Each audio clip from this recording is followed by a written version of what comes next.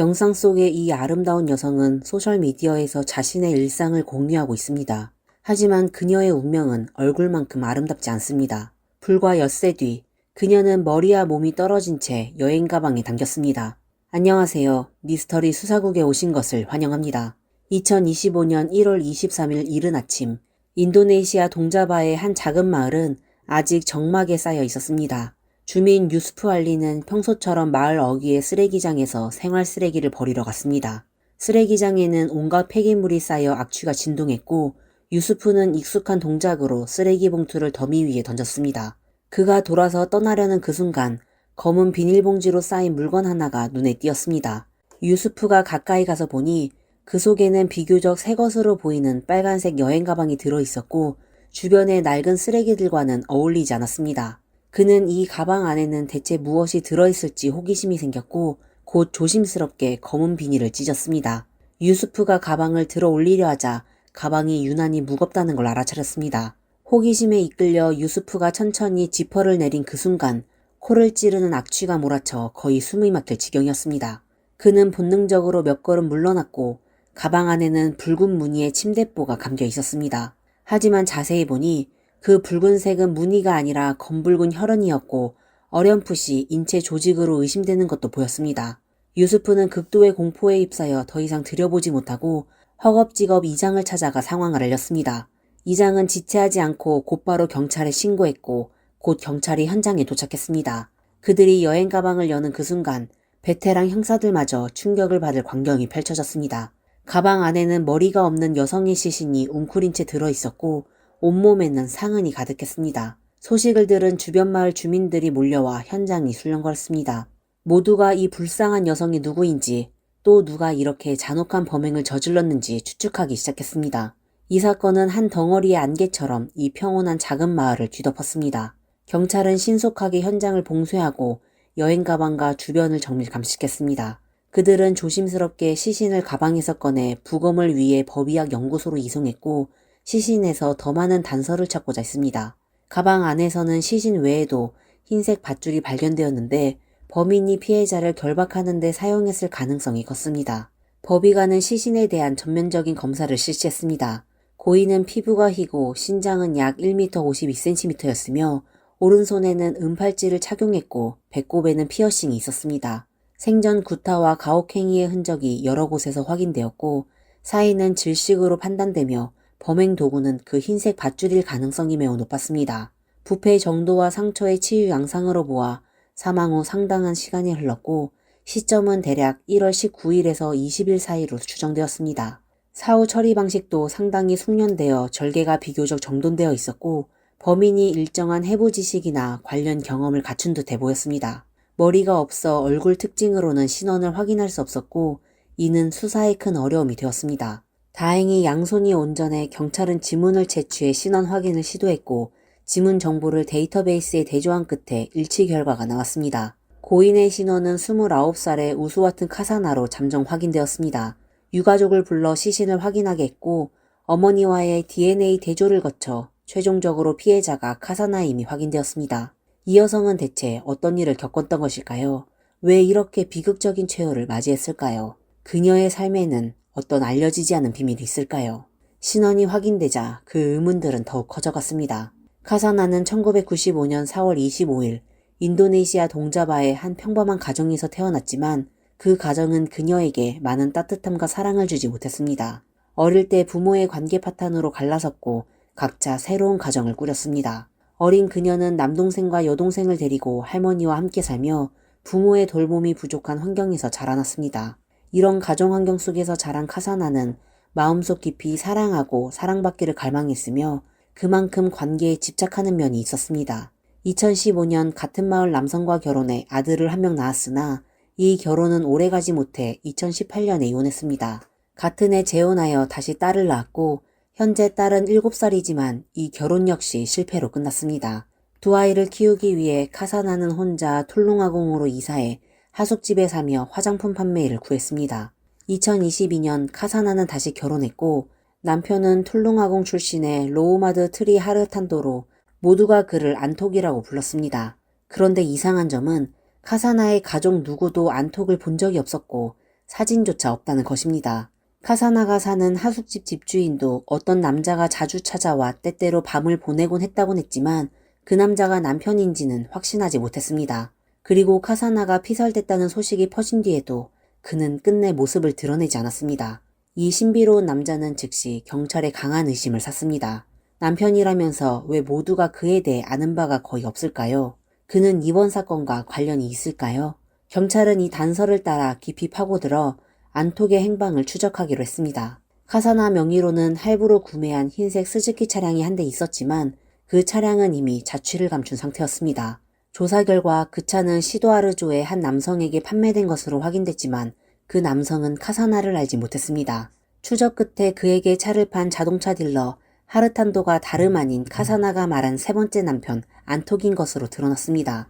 조사 결과 카사나의 통신 기록과 소셜 계정에서 곧바로 그의 흔적이 확인되었습니다.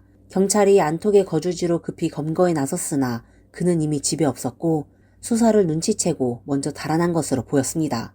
이후 안톡의 사회관계망과 최근 동선을 추적한 끝에 1월 26일 새벽 동자바 마디온시의 고속도로에서 그를 체포하는 데 성공했습니다. 경찰이 눈앞에 나타났을 때 안톡은 저항하지 않았고 담담한 표정이었습니다. 그렇다면 안톡이 정말로 카사나를 해친 범인일까요? 만약 그가 맞다면 왜 사랑하는 여인에게 그런 짓을 했을까요? 그 뒤에는 과연 어떤 비밀이 숨어 있을까요? 충격적인 것은 안톡이 전혀 다른 주장을 내놓았다는 점입니다. 그는 자신이 카사나와 결혼하지 않았고 몇 차례 데이트만 했을 뿐이라며 이미 기혼자로 합법적인 아내와 함께 살고 있다고 말했습니다. 카사나는 자신의 혼의 연인에 불과했고 두 사람은 보통 호텔에서 만났다는 것입니다. 또 그는 두 사람이 얼마 전 이미 헤어져 더는 왕래가 없었다고 주장했습니다. 그러나 이런 말은 쉽게 통하지 않았습니다. 이웃들은 그가 카사나의 거처를 자주 드나드는 모습을 여러 번 보았고 두 사람은 매우 가까워 보였습니다. 아마도 더는 피할 수 없음을 깨달았던 듯 안톡은 부인하지 않고 카사나를 해친 사람이 자신임을 인정한 것입니다.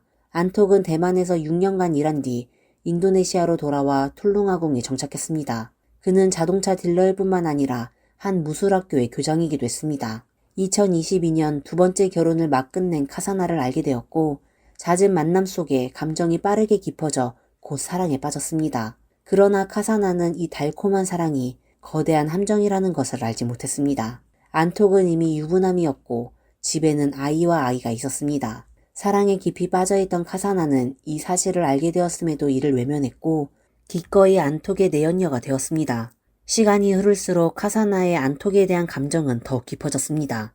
그녀는 더 이상 이런 음지의 관계에 만족하지 못했고 더 많은 것을 원하기 시작했습니다.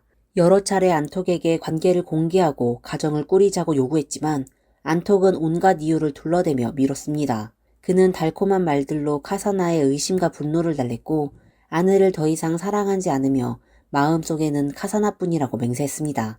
결국 카사나는 그 말을 믿었습니다.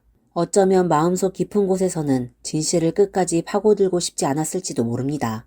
2025년 초 한 소식이 두 사람의 위태로운 균형을 완전히 깨트렸습니다. 안톡의 아내가 다시 임신한 것입니다. 이 소식은 청천벽력과도 같았고 카사나는 완전히 무너졌습니다. 자신이 결코 그의 미래가 될 수 없음을 알게 되었기 때문이죠. 오랜 시간의 헌심과 기다림 끝에 돌아온 것은 이런 결말이었습니다. 분노, 절망, 허무가 뒤엉키며 두 사람은 격렬하게 다퉜지만 결국 언제나처럼 안톡의 회유에 서서히 진정되었습니다. 2025년 1월 19일 밤 카사나와 안톡은 한 식당에서 데이트를 했습니다. 식당 CCTV 화면에는 두 사람이 손을 잡고 들어오는 모습이 포착되었고 겉보기에는 평범한 연인들과 다르지 않았습니다. 자리에 앉아 메뉴를 고르고 음식을 주문한 뒤 식사를 하며 이야기를 나눴습니다. 그들은 거의 2시간가량 머물렀고 이후 끔찍한 일이 벌어질 기미는 전혀 보이지 않았습니다. 밤 10시경 식당을 나온 그들은 기빌리의 한 호텔로 가서 체크인을 하고 301호로 들어갔습니다. 경찰 조사에 따르면 방에 들어간 뒤 자정하면 끝났고 두 사람의 말다툼이 다시 시작되었습니다. 카사나는 안톡 아내의 임신 이야기를 또 꺼내며 자신을 속였다며 분노에 차 비난했고 아내에게 두 사람의 관계를 고백하라고 요구했습니다. 이번 다툼은 한층 격화되었고 카사나는 안톡 아내의 배수독 아이가 장차 성노동자가 될 것이라고 저주했고 이 말에 안톡은 완전히 격분했습니다. 안톡은 순식간에 이성을 잃고 카사나에게 달려들었습니다. 예전의 연인이 점점 움직임을 멈추는 것을 확인한 뒤에야 그는 평정을 되찾았지만 자수도 구조 요청도 선택하지 않았습니다. 법의 처벌을 피하기 위해 그는 시신을 훼손해 흔적을 지우고 이 사건을 영원한 미스터리로 만들기로 결심했습니다. 안톡은 잠시 고민한 뒤 휴대전화를 들어 형제 무함마드 아울리신 마우라나에게 전화를 걸었습니다. 그는 집에 여행 가방을 두고 왔다며 자신을 데리고 집에 가서 가방을 가져오자고 말했습니다. 마우라나는 의심하지 않고 곧바로 출발했습니다. 11시가 조금 넘어 그가 호텔 앞에 도착했고 두 사람은 곧바로 안톡의 집으로 돌아가 여행 가방을 챙겼습니다. 호텔로 되돌아오는 길에 안톡은 24시간 편의점에 들러 과도 한 자루를 구입했습니다. 이제 그의 손에는 여행 가방과 범행 현장 그리고 시신이 있었고 남은 것은 그 악행을 완수할 알맞은 도구뿐이었습니다. 호텔 입구에 도착하자 안톡은 마우라나에게 다음날 아침에 자신을 데리러 오라고 한 뒤 여행 가방과 과도를 들고 방으로 들어가 인간 이하의 분해 계획을 시작했습니다. 4시간이 지난 뒤 안톡은 호텔 담요로 몸통을 감싸 여행 가방에 넣고 머리와 두 다리는 각각 검은 비닐봉지 2개에 따로 담았습니다. 이어 방을 청소하기 시작해 바닥과 벽에 튄 혈흔을 하나하나 닦아내며 증거가 남을 만한 곳을 모조리 깨끗하게 정리했습니다. 모든 걸 끝낸 후 그는 마치 아무 일도 없었던 듯 침대에 누워 깊이 잠들었습니다. 다음 날 아침, 마우라나는 약속대로 도착했습니다. 그는 호텔 문 앞에 앉아 안톡이 무거운 여행 가방과 불룩한 쓰레기 봉투 몇 개를 번갈아 들고 자동차 쪽으로 힘겹게 옮기는 모습을 지켜봤습니다. 마우라나는 묻지 않고 조용히 짐을 싣는 것을 도왔고 두 사람은 함께 호텔을 떠났습니다. 먼저 그들은 안톡의 할머니가 쓰지 않는 빈집으로 가서 트렁크에 있던 물건들을 모두 그곳에다 내다 버렸습니다. 이제 목표는 단 하나, 카사나의 스즈키 자동차를 처분하는 일이었습니다. 그들은 곧바로 중고시장으로 가 시도아르조 출신의 한 남성 구매자를 찾았고 신랑이 그때 5,700만 루피아, 약 481만 원의 거래를 성사시켰습니다. 이어 형제는 오토바이 택시를 타고 툴룽아공으로 돌아왔습니다. 1월 21일 오전 8시, 안톡은 자동차 한 대를 렌트해 다시 할머니의 빈집으로 갔습니다. 그는 빨간 여행 가방을 랩과 테이프로 단단히 감아 밀봉을 확인한 뒤 트렁크에 다시 실었습니다. 저녁 10시, 어둠을 틈타 안톡은 차를 몰고 쓰레기장으로 가서 몸통이 든 여행 가방을 조심스레 쓰레기 더미에 던졌습니다. 이어 외진 숲으로 이동해 두 다리가 든 검은 비닐봉지를 그곳에 버렸습니다. 안톡의 진술에 따르면 애초에는 머리와 두 다리를 함께 버릴 생각이었습니다. 그러나 봉지를 창밖으로 던지는 순간 그 머리가 창틀에 부딪혀 다시 뒷좌석으로 튕겨 들어왔고 안톡은 당황해 발각을 두려워하며 급히 현장을 빠져나갔습니다. 1월 22일 밤 그는 다시 차를 몰고 나가 머리를 버릴 곳을 찾았습니다. 도로변에 작은 다리 하나를 발견했는데 아래에는 말라버린 하천이라 눈에 띄지 않을 거라 판단해 머리가 든 검은 비닐봉지를 다리 아래로 던졌습니다.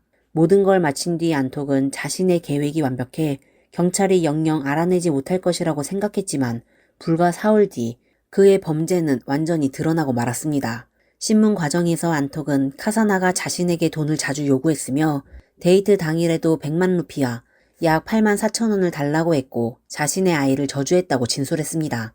또 카사나가 다른 남성을 하숙집에 데리고 온 적도 있다며 큰 상처를 받았기에 그녀를 해친 것을 후회하지 않는다고 했습니다. 카사나에 대해 말할 때는 무표정이었지만 아이 이야기가 나오자 참지 못하고 눈물을 흘리며 아내와 아이에게 미안하다고 울먹였습니다. 그러나 카사나 주변 사람들은 그의 주장을 인정하지 않았습니다. 그들은 카사나가 물질적인 사람이 아니었고 매달 집에 돈을 붙여 집 수리를 도왔다고 말했습니다. 집주인 역시 카사나가 다른 남성을 집에 데려온 적이 없다고 부인했습니다. 이로써 사랑으로 시작해 배신과 폭력으로 끝난 이 사건은 겉보기엔 진상이 드러난 듯해 보였습니다. 경찰은 카사나의 시신 훼손 부위를 모두 찾아냈지만 한 가지 미스터리가 남아 있었습니다. 안톡은 편의점에서 산 과도로 카사나를 분해했다고 자백했습니다. 경찰은 호텔 객실과 안톡의 집을 수색해 결국 그 과도를 찾아냈지만 감정 결과 이해하기 어려운 문제가 드러났습니다. 그 칼의 날이 매우 작아 고기를 자르기에도 어려울 정도였고 하물며 사람의 뼈를 절단하기에는 더더욱 힘들어 보였습니다. 이는 상당한 힘과 정확도가 필요하며 손바닥만한 칼로 그렇게 난이도 높은 분해가 가능했는지 상상하기 어려웠습니다. 또한 감식 인원들이 그 과도를 여러 차례 정밀 검증했지만 혈흔이나 인체 조직 잔유물은 전혀 발견되지 않았습니다. 경찰은 안톡이 다른 범행 도구를 사용했거나 분해 후 증거를 없애기 위해 특수한 화학 물질로 칼을 처리했을 가능성을 의심하기 시작했습니다.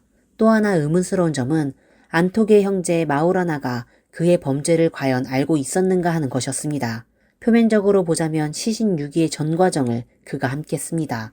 그의 역할이 정말 안톡의 운전사에서만 그쳤을지 아니면 겉으로 드러난 것보다 더 많은 사실을 알고 있었는지 혹은 그가 실제로 안톡을 도운 것인지 이 모든 것은 추가 조사가 필요합니다.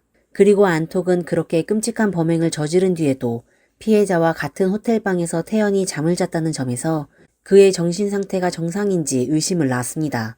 정신과 전문의가 그를 6시간에 걸쳐 집중 검사한 결과 동자바 주경은 이번 정신감정 결과를 공개했습니다. 안톡은 자기애성 성격장애 성향을 보였습니다. 이런 심리 상태는 그로 하여금 공감 능력과 연민을 결여하게 만들고 평온한 표정과 자신감 뒤에 사악한 의도를 숨기게 합니다. 경찰은 현재도 그의 이력을 계속 추적하며 다른 피해자가 있는지 확인하고 있습니다. 현재 안톡은 여러 혐의로 기소된 상태인데 최종적으로 유죄가 확정되면 최소 12년의 징역, 종신형, 더 나아가 사형까지도 선고될 수 있습니다. 이상으로 오늘의 사건 이야기였습니다. 저희 채널이 마음에 드신다면 구독과 좋아요 부탁드립니다. 시청해주셔서 감사드리며 다음 시간에 다시 찾아뵙겠습니다. 감사합니다. 2012년 어느 날 밤 중국 강수성 남창시 경찰서로 다급한 전화 한 통이 걸려옵니다. 전화의 내용은 옷가게를 운영하던 딸이 점심때 외출한 뒤 밤이 늦도록 집에 돌아오지 않고 연락도 되지 않는다는 실종 신고였습니다. 전화를 건 이는 실종된 여성의 가족으로 딸의 행방불명에 큰 걱정을 하고 있었습니다. 중국의 현행법상 실종 신고는 실종된 지 24시간이 지나야 접수할 수 있었지만 이 가족의 신고에는 경찰이 의심스러운 점을 느끼고 사건을 접수하기로 결정합니다. 실종자 이름은 이추메입니다. 그녀는 혼자 옷가게를 운영하던 사장이었습니다. 평소의 생활 패턴은 비교적 규칙적이었는데 매일 아침 가게로 출근해 저녁에 퇴근하면 곧장 집으로 돌아갔습니다. 그러나 사건이 발생한 당일 이추메는 퇴근도 하지 않고 집에도 돌아오지 않았습니다. 가족들은 물론 경찰조차 그녀의 행방에 대해 단서를 찾을 수 없었습니다. 경찰이 현장 조사를 위해 그녀의 옷가게를 방문했을 때 이상한 점 몇 가지가 눈에 띄었습니다. 첫 번째로 가게 문이 잠겨 있지 않았고 유리창이 열려 있었습니다. 두 번째, 가게 안에 불이 전부 켜져 있었습니다. 이쯤에는 혼자 가게를 운영하고 있었기 때문에 오랫동안 외출할 계획이었다면 가게 문을 닫고 불을 끄는 것이 상식적이었습니다. 하지만 당시 가게 상황은 그녀가 단지 잠깐 외출할 계획이었음을 암시하고 있었습니다. 그런데 그녀가 외출한 지 10시간이 지난 지금까지도 돌아오지 않았습니다. 이 모든 정황은 단순 실종이 아니라 뭔가 더 심각한 일이 벌어졌을 가능성을 시사하고 있었습니다. 과연 그녀에게는 무슨 일이 벌어진 것일까요? 그녀의 마지막 행적을 쫓는 경찰 수사가 본격적으로 시작됩니다. 무언가 이상하다고 느낀 경찰은 이 씨의 옷가게로 출동했습니다. 가게 안은 비교적 깔끔한 상태였으며 옷들은 가지런히 정돈되어 있었습니다. 다툼이 있었던 흔적이나 특별한 단서는 발견되지 않았습니다. 현금이나 금품도 모두 제자리에 있어 단순한 금전적 동기에 의한 범행으로 보이지 않았습니다. 그렇다면 이 씨는 어디로 사라진 것일까요? 만약 그녀가 누군가에게 납치되었다면 그녀의 가족에게 몸값을 요구하는 연락이 왔을 가능성이 큽니다. 하지만 사건 발생 후 10시간이 지나도록 어떠한 연락도 오지 않았습니다. 이에 경찰은 이 사건이 단순 실종이 아닌 심각한 범죄와 관련이 있을 가능성을 직감했습니다. 경찰은 이 씨의 행방을 추적하기 위해 옷가게 주변에 설치된 CCTV를 확인하기로 했습니다. 함께 영상을 보겠습니다. 사건 당일 오전 11시 39분, 이 씨가 옷가게에서 약 100여 미터 떨어진 호텔로 들어간 모습이 카메라에 포착됩니다. 그녀는 호텔 로비에 도착하자마자 로비 구석에 앉아있던 젊은 여성에게 다가갑니다. 이 여성은 단정한 옷차림에 구두를 신고 있었으며 키가 크고 머리가 길었습니다. 두 사람은 자리에 앉아 약 5분 동안 대화를 나누더니 함께 호텔 6층 8607호실로 들어갔습니다. 그로부터 약 15분 후 젊은 여성이 혼자 방에서 나오는 모습이 카메라에 찍혔습니다. 그 후 이 여성은 여러 차례 8607호실을 드나드는 모습이 포착되었지만 이 씨의 모습은 그 이후로 단 한 번도 보이지 않았습니다. 이 씨가 순간이동을 한 것도 아닌데 그녀가 호텔 밖으로 나오는 모습이 전혀 보이지 않는 것은 매우 수상했습니다. 경찰은 이 상황을 이상하게 여겨 곧바로 해당 호텔로 출동했습니다. 그리고 8607호실을 조사하기 시작했습니다. 호텔방은 이미 청소가 끝난 상태였지만 경찰은 방 안에서 혈흔으로 보이는 몇 가지 얼룩을 발견했습니다. 이 혈흔을 분석한 결과 이 씨의 DNA와 일치한다는 사실이 밝혀졌습니다. 이에 경찰은 이 사건이 단순 실종이 아니라 이 씨가 살해되었을 가능성이 매우 크다고 보고 본격적인 수사에 착수했습니다. 경찰은 이춤애가 마지막으로 모습을 감춘 호텔이 그녀의 옷가게에서 불과 150m 거리에 있다는 점을 근거로 그녀가 가게 문을 잠그지 않고 불도 끄지 않은 채 잠깐 외출한 것이라고 추측했습니다. 사건이 벌어진 8607호실은 약 15평 크기의 방으로 문을 열면 방 내부 구조가 한눈에 들어보는 단순한 구조였습니다. 그러나 경찰의 조사가 진행되면서 화장실이 사건의 중요한 장소로 떠올랐습니다. 바로 이 화장실에서 두 개의 혈흔이 발견되었기 때문입니다.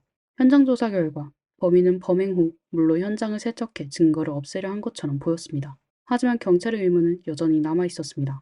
8607호실의 입구는 단 하나뿐이며 출구 위에는 카메라가 설치되어 있어 누가 방에 들어오고 나왔는지 모두 확인할 수 있었습니다. 이춤에는 분명 8607호실로 들어갔지만 그녀가 방에서 나오는 모습은 어디에도 포착되지 않았습니다. 그렇다면 그녀는 대체 어디로 사라진 것일까요? 경찰은 아무리 현장을 물로 씻어냈다 하더라도 분명 다른 증거가 남아있을 것이라고 판단하며 화장실을 다시 조사하기 시작했습니다. 그리고 마침내 새로운 증거를 발견했습니다. 화장실 배수구에서 연노란 피부 조직이 발견된 것입니다. 이 조직은 이춤의 것으로 추정되었고 경찰은 이 증거를 바탕으로 단순 실종 사건이 아닌 살인 사건으로 수사를 확대했습니다. 이춤애가 자취를 감추기 전 그녀를 8607호실로 데려간 여성의 정체는 무엇일까요? 경찰은 사건 당일의 호텔 로비 CCTV 영상을 분석하며 진실을 하나씩 파헤쳤습니다. 11시 38분, 젊은 여성이 호텔 로비에 나타납니다. 그녀는 로비에서 어디론가 전화를 건 뒤 누군가를 기다리는 듯 주변을 서성입니다. 11시 39분, 이춤애가 호텔 입구로 들어옵니다. 그녀는 주저함 없이 바로 젊은 여성에게 다가갑니다. 두 사람은 로비의 의자에 앉아 이야기를 나누기 시작합니다. 젊은 여성은 서류 한 장을 꺼내들고 이춤애와 함께 약 5분간 대화를 나눕니다. 11시 44분, 두 사람은 이야기를 끝낸 뒤 함께 엘리베이터를 타고 8607호실로 향합니다. 여기까지는 딱히 수상한 점이 없어 보였습니다. 하지만 경찰은 영상을 반복적으로 확인하며 매우 중요한 단서를 발견하게 됩니다. 보이시나요? 경찰은 젊은 여성이 이춤애와 만난 순간 그녀의 손에 들려있던 서류에 주목했습니다. 이 서류에는 특정 내용이 적혀 있었던 것으로 보이며 그 내용이 두 사람의 만남과 사건의 동기에 결정적인 단서가 될 가능성이 컸습니다. 또한 젊은 여성의 행동에서 사전에 준비된 계획의 흔적이 느껴졌습니다. 그녀는 이춤애를 기다리고 있었고 그녀를 방으로 데려가기까지의 과정은 매우 신속하고 자연스러웠습니다. 그렇다면 이 젊은 여성은 누구였을까요? 그녀가 이춤애를 데려간 이유는 무엇이었으며 그 뒤 8607호실에서 정확히 어떤 일이 벌어진 것일까요? 사건의 실체를 파악하기 위한 경찰의 수사는 이제 더욱 중요한 국면에 접어들고 있었습니다. 영상을 자세히 살펴보면 8607호실 앞에 도착한 여성이 바로 방으로 들어간 것이 아니라 문을 두드리는 모습이 포착되었습니다. 그리고 곧 누군가 방 안에서 문을 열어줍니다. 이 장면은 방 안에 이미 또 다른 사람이 있었음을 보여줍니다. 방 안으로 들어간 여성은 약 15분 후 가방을 메고 방에서 나오는 모습이 CCTV에 찍혔습니다. 그리고 약 16분 뒤 그녀는 다시 방으로 들어오는데 이때 그녀의 손에는 비닐봉지와 검은색 캐리어가 들려 있었습니다. 그 후 약 1시간이 지나 13시 43분 여성이 다시 방에서 나옵니다. 그리고 약 10분 후 그녀는 손에 검은색 물건을 들고 다시 방으로 들어갑니다. 이 물건이 전기톱이 아니냐는 의문을 남길 정도로 수상한 모습이었습니다. 약 2시간이 흐른 뒤 여성이 방을 나가 호텔을 떠났다가 다시 돌아오는 모습이 확인되었습니다. 이번에는 그녀가 백팩을 들고 방으로 들어갔습니다. 이렇게 짧은 시간 안에 여러 차례 호텔 방을 드나드는 그녀의 행동은 매우 의심스러웠습니다. 이후 8607호실의 문은 오랫동안 닫힌 상태로 유지되었습니다. 그러다 저녁 8시 10분 젊은 여성은 덩치가 큰 한 남성과 함께 방에서 나오는 모습이 포착되었습니다. 두 사람은 각각 가방을 메고 캐리어를 끌고 있었는데 가방끈이 팽팽히 당겨진 것을 보면 내부에 상당히 무거운 물건이 들어있을 가능성이 있었습니다. 경찰은 이 남성이 영상 초반에 8607호실 문을 열어준 인물일 가능성이 크다고 판단했습니다. 경찰은 CCTV에 찍힌 이 남성과 여성을 용의자로 지목하고 신원 파악에 나섰습니다. 이 씨의 가족들에게 영상을 보여주었으나 가족들은 두 사람 모두 처음 보는 사람이라고 답했습니다.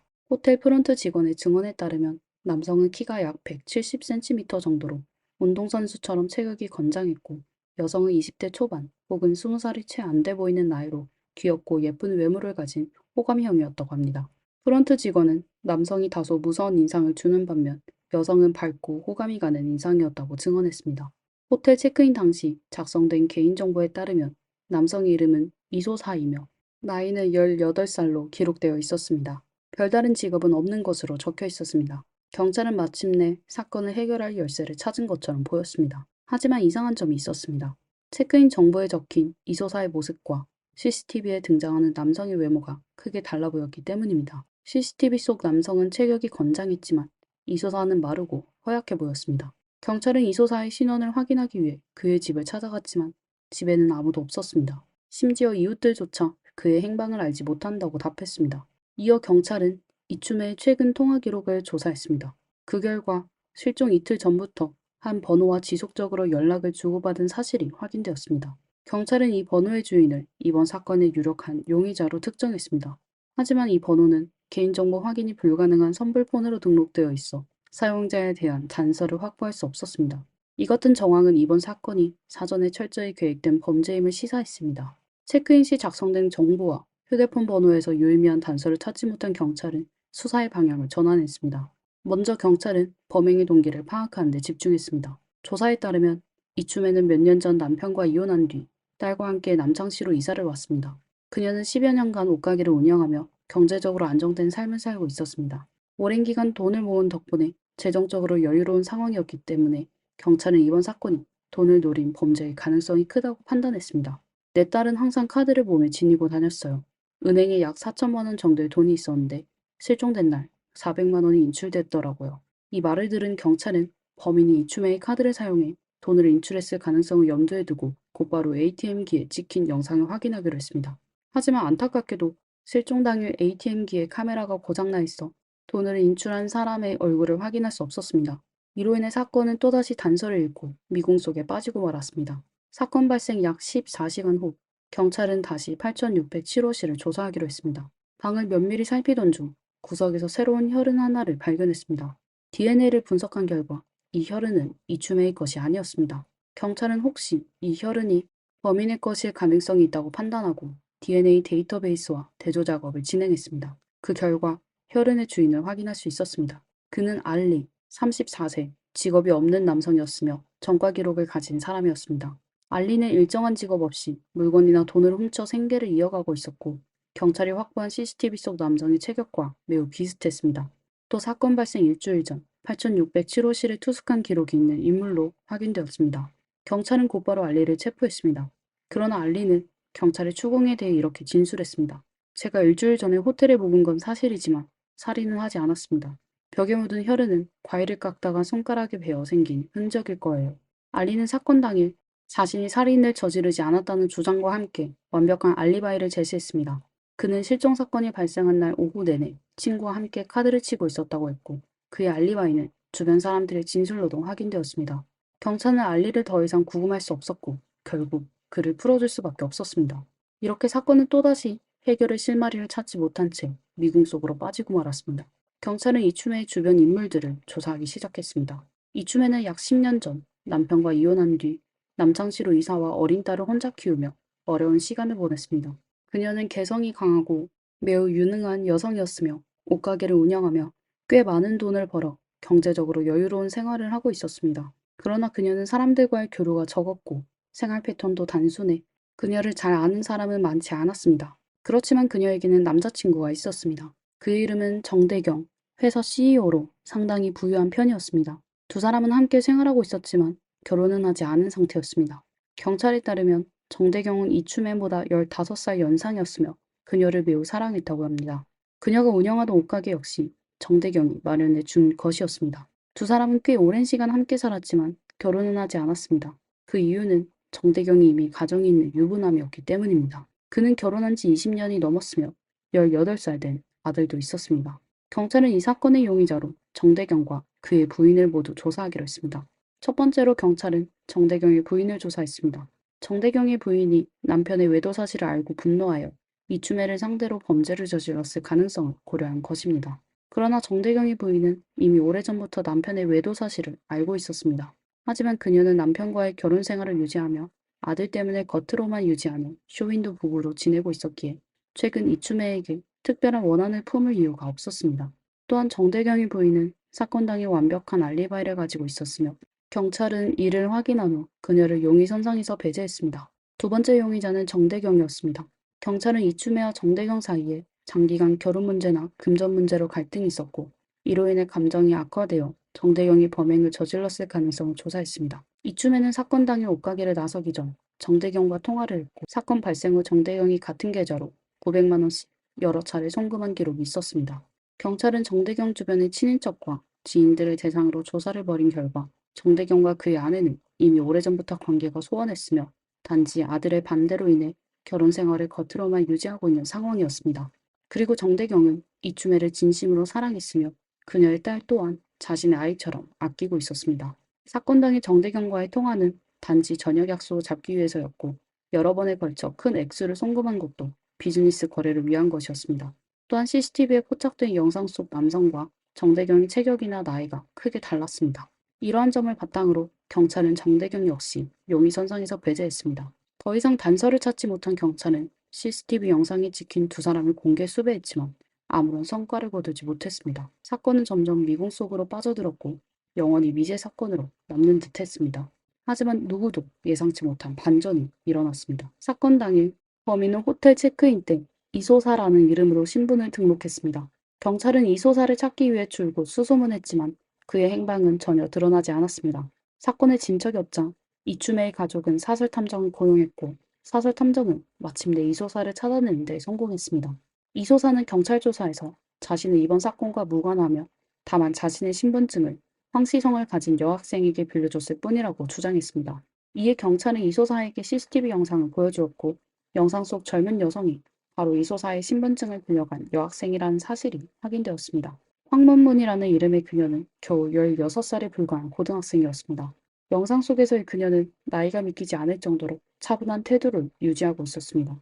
그런데 그런 차분한 모습으로 이런 끔찍한 범죄를 저질렀다는 사실이 무척이나 충격적이고 두려웠습니다. 경찰은 사건과 관련된 황문문의 주변 인물들에 대한 수사에 집중하기 시작했고 영상에 등장한 남자의 정체를 밝혀냈습니다. 그의 이름은 공레이로 26세 강서 출신으로 남창시에 거주하고 있었습니다. 2012년 4월 9일 외곽에 위치한 한 호텔에서 사건 발생 약 48시간 만에 경찰은 용의자 2명을 모두 체포했습니다. 그리고 신문과장에서 두 사람은 자신들이 저지른 범행을 모두 자백했습니다. 그들은 8607호실로 이춤애를 유인한 후 그녀의 목숨을 빼앗고 시신을 절단했습니다. 이후 증거를 없애기 위해 절단된 이춤애의 시신을 검은색 캐리어에 담아 도시 근교에 위치한 한 호수에 버렸다고 진술했습니다. 경찰은 이제 사건이 거의 마무리되었다고 판단하며 용의자들의 자백에 따라 호수에서 이춤애를 찾아내기만 하면 사건이 종결될 것이라고 생각했습니다. 그러나 사건은 예상과 다르게 흘러갔습니다. 경찰은 3일 밤낮을 쉬지 않고 호수 일대를 수색한 끝에 이춤애의 것으로 보이는 신체의 일부를 발견했습니다. 그리고 이를 과학수사연구원에 DNA 검사를 의뢰했지만 의외의 결과가 나왔습니다. 호수에서 발견된 신체의 일부는 이춤애의 것이 아니었고 발견된 신체는 부패가 심해 사건 발생 시간과 일치하지 않았으며 캐리어 역시 영상 속에서 확인된 것과 전혀 다른 것이었습니다. 하지만 법의학자들은 이 신체의 일부가 이춤애의 것은 아니지만 절단된 부위의 상태, 범행 방식, 사용된 도구를 분석한 결과 동일범의 소행으로 보인다고 판단했습니다. 이 말은 이춤애 외에 또 다른 피해자가 있을 가능성을 시사하는 것이었습니다. 경찰은 용의자 두 사람에 대한 압박을 더욱 강하게 하였고 결국 황문무는 또 다른 범행을 자백했습니다. 그녀는 호수에서 발견된 신체 일부가 자신의 고등학교 친구로 공랭이가 범행을 저지른 결과라고 실토했습니다. 황문무는 어머니와 단둘이 살고 있었습니다. 하지만 두 사람의 관계는 그리 좋지 않았고 고등학교에 진학한 후 황문무는 자주 집을 나가게 되었습니다. 그러던 중 그녀는 공레이를 알게 됩니다. 어릴 때부터 아버지의 사랑을 받지 못하고 자란 황문무는 늘 누군가로부터 사랑받기를 원했고 그녀에게 따뜻하게 대해준 공레이를 점점 좋아하게 되었습니다. 2011년 11월 사건이 발생하기 약 반년 전 황문무는 친구 문정과 함께 공레이가 머물고 있는 호텔방에서 시간을 보내고 있었습니다. 그들 셋은 즐겁게 대화를 나누고 있었는데 갑자기 문정과 공레이가 사소한 문제로 말다툼을 벌이기 시작했습니다. 분위기가 점점 불편해지자 황문무는 화장실로 들어가 상황을 피하려 했습니다. 그런데 갑작스레 방 안에서 쿵 하는 소리가 들렸고 무언가 쓰러지는 소리처럼 들렸습니다. 놀란 황문무는 서둘러 방으로 돌아갔고 그곳에서 믿을 수 없는 광경을 목격했습니다. 문정이 바닥에 쓰러져 있었고 숨을 쉬지 않고 있었습니다. 충격에 빠진 황문무는 공레이에게 왜 이런 짓을 저질렀냐고 물었지만 공레이는 제가 나를 무시했어. 그리고 평소에도 행실이 좋지 않잖아. 담배를 피우고 술도 너무 많이 마셔. 결국엔 너까지도 망치게 될 거야. 이런 여자는 살아있는 것 자체가 잘못이야. 내가 지금 처리하는 게 더 낫다고 생각해. 라는 말도 안 되는 말을 늘어놓았습니다. 그 당시 황문무는 15살도 채 되지 않은 어린 나이였습니다. 공레이는 황문무를 끊임없이 세뇌하며 그녀를 자신의 논리에 동조하게 만들었습니다. 겁에 질린 황문무는 결국 공레이의 말을 믿었고 이 사실을 누구에게도 알리지 않았습니다. 문정의 시신을 발견한 경찰은 즉시 그녀의 가족에게 연락했습니다. 그런데 놀랍게도 문정의 가족들은 문정이 실종된 지 5개월이나 지났는데도 그녀가 사라진 사실조차 알지 못하고 있었습니다. 가족들은 문정이 집을 자주 나가고 연락을 하지 않던 탓에 걱정조차 하지 않았고 오히려 그녀가 외지에서 일을 하며 잘 살고 있을 거라 생각했다고 진술했습니다. 그로 인해 실종 신고조차 하지 않았고 사건이 드러나지 않았던 것입니다. 경찰은 이춤애와 관련된 단서를 찾기 위해 다시 호수 일대를 집중적으로 수색하기 시작했습니다. 얼마 지나지 않아 경찰은 영상 속에서 보았던 검은색 캐리어를 발견했습니다. 캐리어 안에는 여러 조각으로 절단된 이춤애의 시신이 담겨 있었습니다. 도대체 이들은 왜 이런 잔혹한 범행을 저질렀을까요? 그 이유는 무엇이었을까요? 공레이가 주장한 범행 동기는 상식적으로는 전혀 납득할 수 없는 것이었습니다.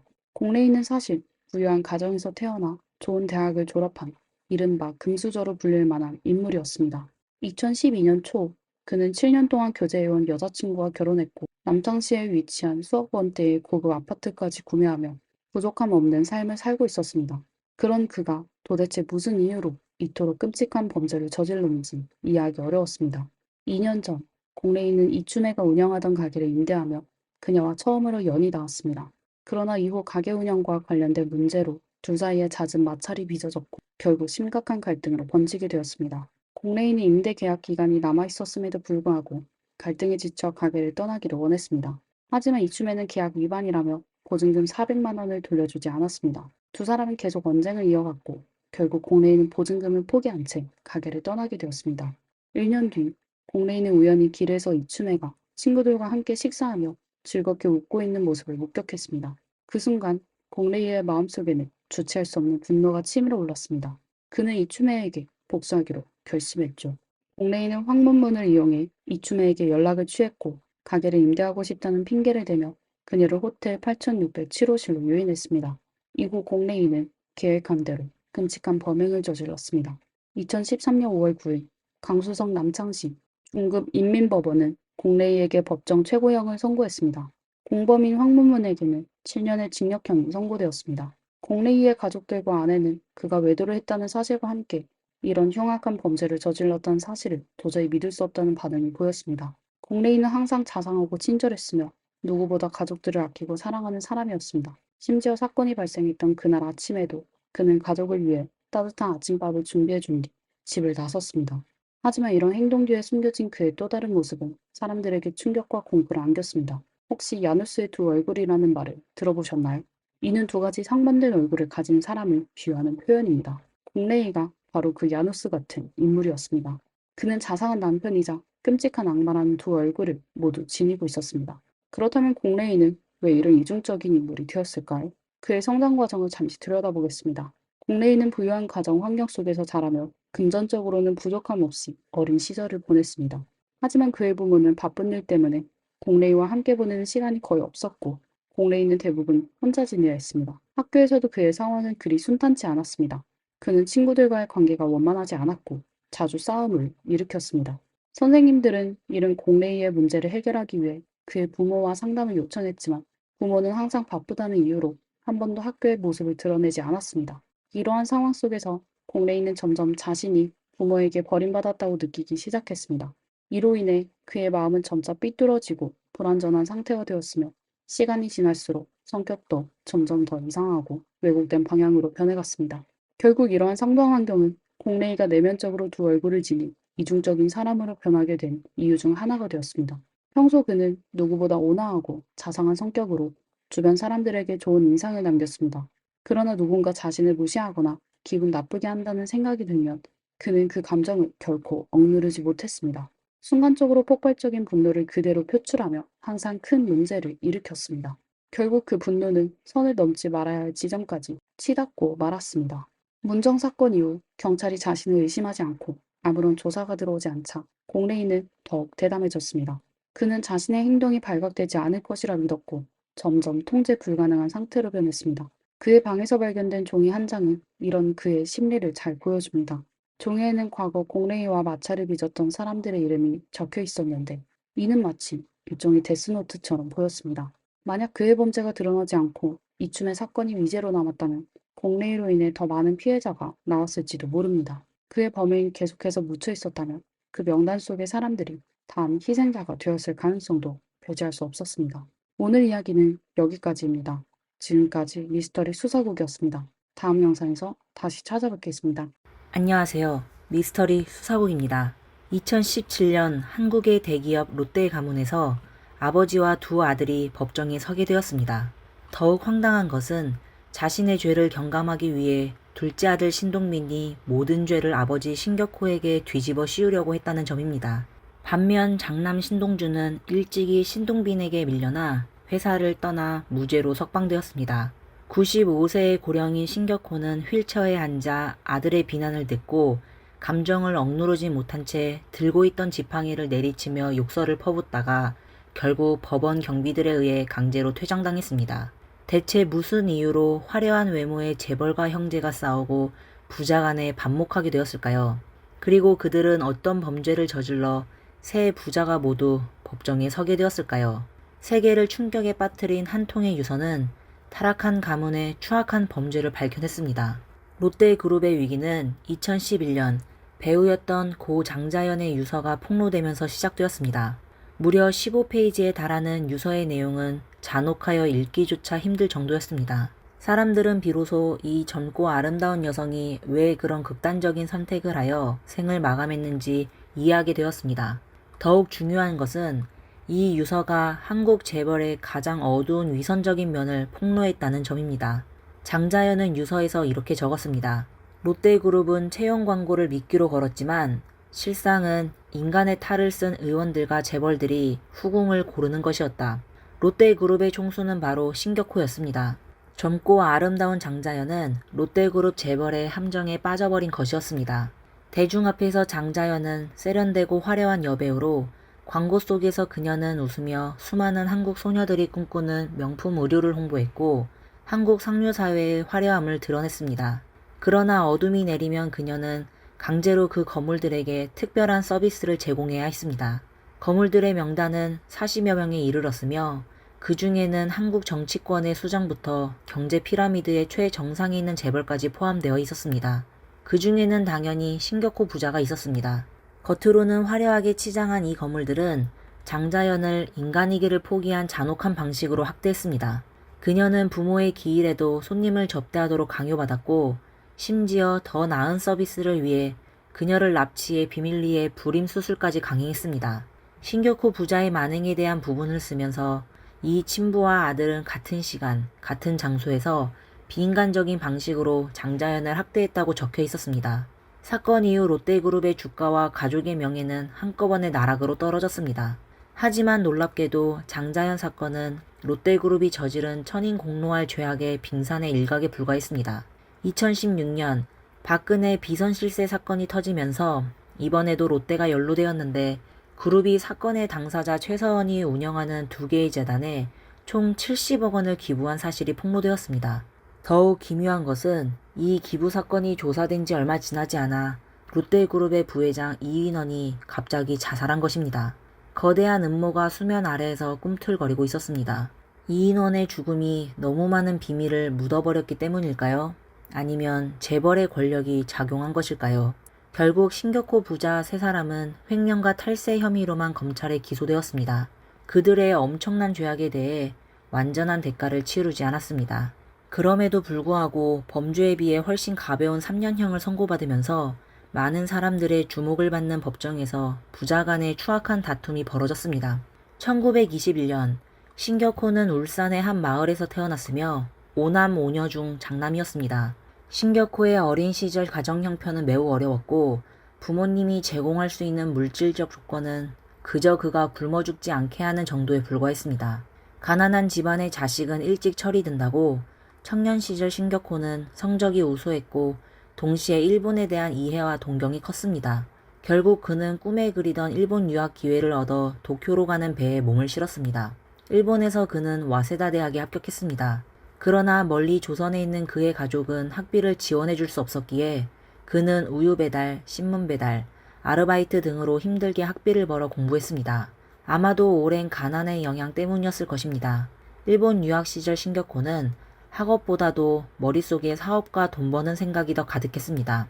그는 운이 대단히 좋았고 막 대학을 졸업하자마자 성실하고 근면한 성격 덕분에 한 일본 현지 사장의 눈에 들게 되었습니다. 그 사장은 그에게 창업 자금으로 5만 엔을 주었습니다. 전쟁 전 일본에서 엔화의 가치는 지금보다 훨씬 높았기 때문에 이 5만 엔은 당시로서는 거액이었습니다. 신격호는 결국 이 돈을 한 기름 가공 공장의 운영에 투자하기로 결정했습니다. 하지만 운은 때때로 롤러코스터와 같습니다. 신격호가 행운을 만난 지 얼마 되지 않아 제2차 세계대전이 발발했습니다. 그가 막 설립한 기름 가공 공장은 순식간에 전쟁의 불길 속에서 파괴되었습니다. 이는 쓰라린 실패였고 그는 막대한 부채까지 떠안게 되었습니다. 하지만 그는 이에 좌절하지 않았고 2차 대전이 끝난 후 곧바로 새로운 사업 기회를 발견했습니다. 전쟁 후 메가더 장군이 일본의 실질적인 통치자가 되었습니다. 일본은 병적인 군사 광기에서 하룻밤 사이에 완전히 방향을 틀어 서구화의 길로 질주하기 시작했으며 우아한 서구식 생활 방식이 인기를 끌었습니다. 그 중에는 눈에 띄지 않는 껌도 포함되어 있었습니다. 신격호가 길가에서 일본 아이들과 미군이 함께 껌을 씹는 장면을 보았을 때 그의 머릿속에는 이미 구체적인 사업 구상이 서서히 그려지고 있었습니다. 비록 껌이 인기를 끌고 있었지만 일본 현지에서 껌을 생산하는 업체는 전무했습니다. 상업적 기회를 포착한 신격호는 곧바로 약사를 찾아 껌 제조 레시피를 개발했고 간단한 국수 절단기를 구해 껌을 만들기 시작했습니다. 그렇게 해서 가장 초기에 롯데제과 회사가 성대하게 문을 열었습니다. 회사명 롯데는 괴테 소설 젊은 베르테르의 슬픔에 나오는 캐릭터 샤를로트에서 따온 것이었습니다. 의외로 이렇게 소박하게 시작된 껌 공장은 순식간에 일본 전역에 껌을 판매하기에 이르렀습니다. 신격호는 마케팅에 능했으며 기세를 몰아 평화껌과 같이 시기와 잘 맞는 신기한 이름의 껌을 내놓았습니다.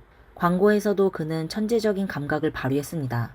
제2차 세계대전 직후의 일본에서 입속의 연인과 같은 세련되고 파격적인 광고 문구를 써서 시장에 뜨거운 반응을 얻었습니다. 신격호는 빠르게 일본 시장에서 입지를 굳혔고 텔레비전 프로그램의 첫 스폰서 중 하나로 자리매김했습니다. 하지만 껌만 팔아서 글로벌 500대 기업의 거대한 제국을 만들 수는 없었습니다. 여기서 빼놓을 수 없는 인물이 신격호 인생에서 두 번째로 중요한 귀인이자 그의 두 번째 부인이었던 시게미스 하스코입니다.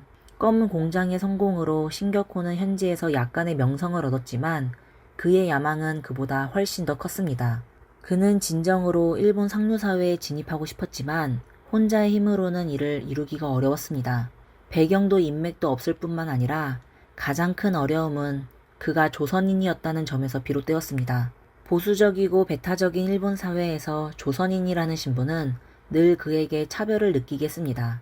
바로 그때 한 여성이 신격호의 인생에 등장했습니다. 그녀는 시게미스 마모루의 조카 시게미스 하츠코였습니다. 시게미스 마모루는 한때 일본의 부총리 겸 외무대신을 역임한 인물이었습니다. 만약 신격호가 시게미스 하츠코와 결혼해 그녀 집안의 힘을 얻는다면 일본 상류사회에 진입하는 것은 눈앞에 있는 일과 다름없었습니다. 그래서 신격호는 즉시 첫 아내를 버리고 시게미스 하츠코에게 강렬한 구애를 시작했습니다. 물론 이 구애가 얼마나 진심에서 비롯된 것인지 그리고 얼마나 이익을 위한 것인지에 대해서는 오직 신격호만이 알 수 있었을 것입니다. 그는 자신의 진심을 보여주기 위해 일본식 이름으로 개명했을 뿐만 아니라 성씨까지 시게미스 가문으로 들어가 그의 이름을 시게미스 타케오로 바꾸었습니다. 신격호의 잘생긴 외모와 열정적인 구애는 곧 시게미스 하츠코의 마음을 사로잡았고 신격호는 순조롭게 시게미스 가문에 입적하여 사위가 되었습니다. 이후 아내 집안의 지원을 받게 된 신격호의 사업은 점점 더 확장되었습니다. 하지만 롯데그룹은 2015년에 이 사실을 부인한 바가 있습니다. 1967년 한일 관계가 좋아지면서 신격호는 막 산업화에 들어선 고향 한국의 상업적 기회를 발견했습니다.